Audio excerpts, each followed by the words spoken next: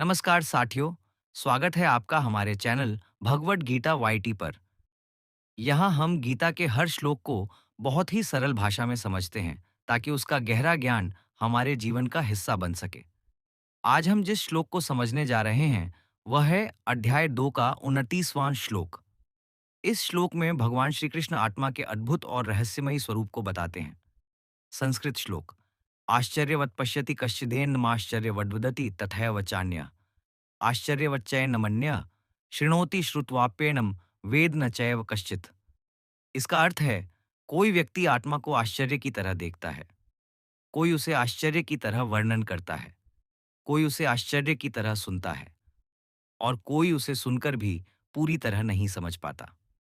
अब जरा सोचिए, हम जब कोई बहुत ही अनोखी चीज देखते हैं जो पहले कभी हमारी आंखों के सामने नहीं आई, तो हम विस्मित रह जाते हैं। आत्मा का ज्ञान भी ठीक वैसा ही है।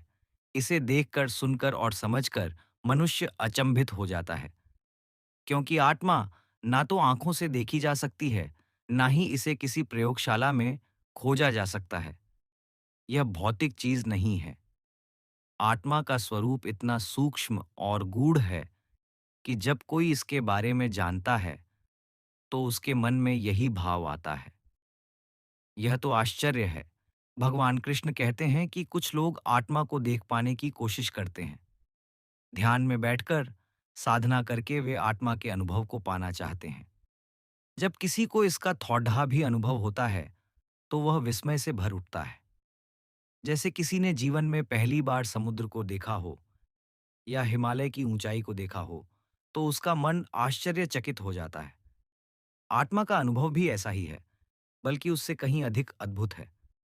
फिर भगवान बताते हैं कि कोई आत्मा का वर्णन करता है। महापुरुष, संत और आर्षि लोग आत्मा के स्वरूप को शब्दों में बांधने की कोशिश करते हैं, लेकिन सच्चाई यह है कि आत्मा को शब्दों में पूरी तरह बांधा नहीं जा सकता। शब्द तो सीमित हैं और आत्मा असीम है।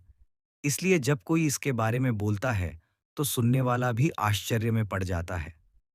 जैसे किसी ने कभी सूर्य को देखा ही ना हो और कोई उसे बता रहा हो कि सूर्य लाखों गुना बड़ा है, उसकी गर्मी असहनीय है और वह पूरी पृथ्वी को प्रकाश देता है, तो सुनने वाला चकित हो जाएगा। उसी तरह जब संत महात्मा आत्मा का वर्णन करते हैं, तो यह आश्चर्य जैसा लगता है। अब तीसरी बात, कोई आत्मा को सुनता है। जैसे आप अभी इस श्लोक की व्याख्या सुन रहे हैं। जब कोई आत्मा के बारे में सुनता है, तो उसके भीतर भी एक आश्चर्य पैदा होता है कि यह कैसी चीज है जो न जन्म लेती है, न मरती है, न बदलती है। सुनने वाला व्यक्ति सोच में पड़ जाता है कि यह कितना अद्भुत ज्ञान है जो सामान्य अनुभव से परे है। और चौथी बात, भगवान कहते हैं कि सुनकर भी कोई कोई ही वास्तव में आत्मा को समझ पाता है। यानी आत्मा का रहस्य इतना गहरा है कि इसे सिर्फ सुन लेने से समझा नहीं जा सकता। इसके लिए अभ्यास, साधना और गहरी आंतरिक यात्रा की जरूरत है। बहुत लोग सुनते हैं, लेकिन असली समझ केवल वही प्राप्त कर पाता है जो अपने जीवन में इस ज्ञान को जीता है। अब इसे जीवन से जोड़कर देखें। हम सभी ने कभी न कभी ऐसी स्थिति का अनुभव किया होगा जब किसी ने हमें कोई गहरी सच्चाई बताई हो और हम आश्चर्यचकित रह गए हों। जैसे जब हमें पहली बार यह पता चला कि धरती गोल है और घूम रही है, लेकिन हमें यह बिल्कुल महसूस नहीं होता, तो यह सुनकर अचंभा हुआ होगा। इसी तरह आत्मा का ज्ञान भी हमारे सामान्य सोच और अनुभव से परे है। इस श्लोक से हमें यह सीख मिलती है कि आत्मा कोई साधारण चीज नहीं है। यह ईश्वर का अंश है, अजर अमर और शाश्वत है। इसलिए हमें इसे केवल सुनकर छोड़ना नहीं चाहिए, बल्कि इसे समझने की कोशिश करनी चाहिए। यह समझ तभी आती है जब हम जीवन में शांत होकर ध्यान और भक्ति से इस सत्य को आत्मसात करते हैं। भगवान कृष्ण अर्जुन को यह समझा रहे हैं कि आत्मा के रहस्य को लेकर भ्रमित मत हो, इसे लेकर दुखी मत हो, क्योंकि आत्मा का वध कोई नहीं कर सकता।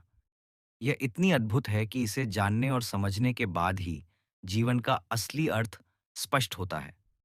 तो मित्रों, इस श्लोक से हमें यह प्रेरणा मिलती है कि हमें आत्मा के अद्भुत स्वरूप को केवल आश्चर्य की तरह सुनना या देखना नहीं है, बल्कि इसे अपनी साधना, अपने आचरण और अपने अनुभव में उतारना है। जब हम इस ज्ञान को भीतर तक जीते हैं, तभी हमें वास्तविक शांति और आनंद प्राप्त होता है। अगर आपको यह व्याख्या अच्छी लगी हो, तो इसे दूसरों तक ज़रूर पहुंचाइए, ताकि और लोग भी आत्मा के इस गहरे रहस्य को समझ सकें।